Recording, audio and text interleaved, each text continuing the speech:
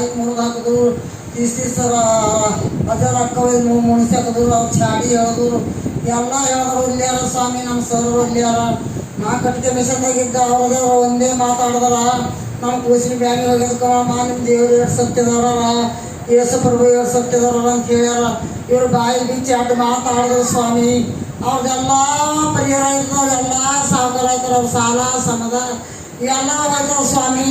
ಇಲ್ಲಿ ತಳಕ್ಕೆ ಬಂದಾಗ ನನಗೆ 5 ವರ್ಷ ಆಯ್ತು. ನಾನು ಹಾಕಚ್ಚಿದ ಮಣಕ್ಕಿಂತಾಗಿ ನಡೆದ ಸರ್ ಅವ್ರಿಗೆ ಮಾತಾ ಒಂದು 50 ವರ್ಷ ಜೀವ ಕೊಟ್ಕೊಂಡು ಬರ್ತೀನಿ ಹೋಗಕ್ಕ.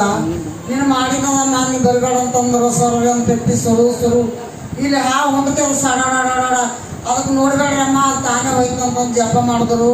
ಈ ಸರ್ ಅವ್ರಿಗೆ ಏಳು ಕಾಡ್ಸಲ್ಲ, ಅವ್ರು ತಾನೇ ಮುಂದೆ ಹೋಗ್ತಾರ ಸರ್ ಅವ್ರಿಗೆ. ಸ್ವಾಮಿ 2 ಲಕ್ಷ ರೊಕ್ಕ ಕೊಟ್ರಿ ಸ್ವಾಮಿ, ಇನ್ನೊಂದು ಜಾಗ ಕೊಡ್ರಿ ಅಪ್ಪ ಕೆಳ ಹೊಡೋದು.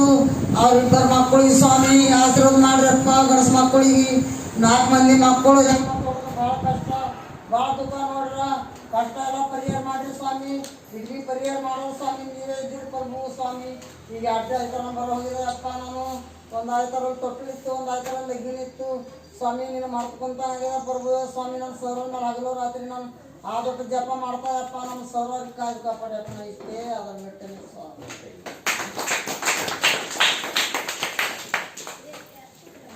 ಸೀಲು ಬರೋಂಥ ಸೀಲು ಮಗನಿಗೆ ಚಂದಾಗ್ಯದ, ನನ್ನ ಚಂದಾಗಿದೆ ಬರ್ತಾ ಯಾವಂತಂದನ ಇವತ್ತು ಬರೋಯ್ಯ ಹಂಗಾಗಿ